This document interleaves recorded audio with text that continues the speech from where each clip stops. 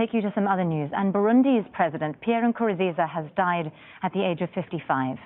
A government statement says he died of a heart attack on Monday. He was due to step down from office in August after the recently held presidential elections.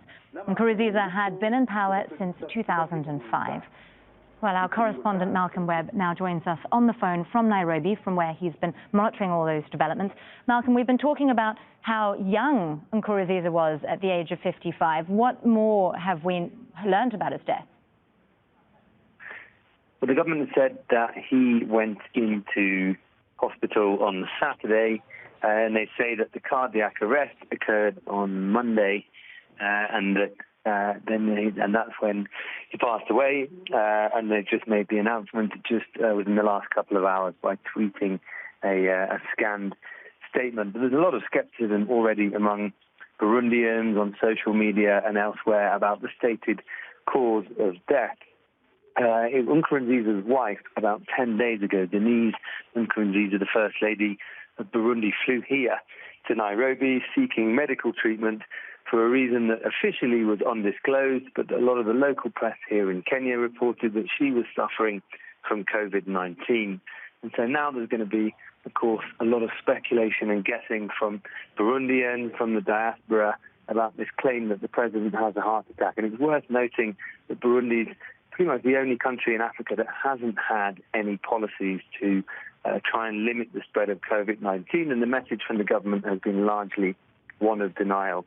Just a few weeks ago, President Nkurunziza himself was out on the campaign trail, supporting the campaign for his chosen successor, the presidential candidate for the ruling party. And at those rallies, there were thousands and thousands of people and almost no measures taken to try and stop the spread of the virus.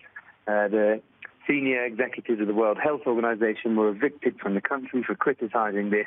There's been a position from the government very much of denial, and also a lack of testing and lack of knowledge of exactly how far the virus is spreading there.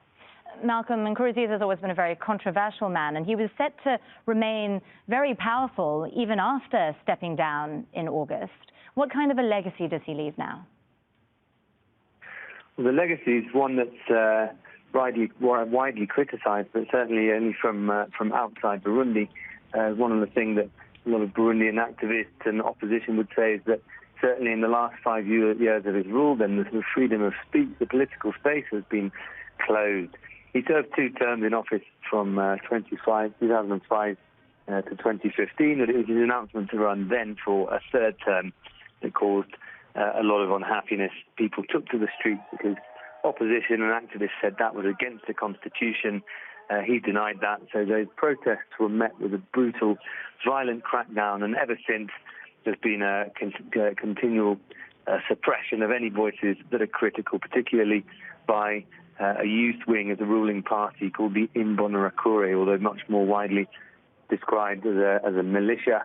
Who've been widely accused across the country of political killings, executions, intimidation, extorting money, and that's why a lot of rights groups say that the political space in Burundi is now almost completely non-existent. And it's under those conditions that election took place last month, and that Nkurunziza's chosen successor was announced the winner, even though what remaining opposition there is, and rights groups, and there weren't any international observers, but those commenting from abroad said that this election wasn't free and fair. Malcolm Webb there, our correspondent, following all those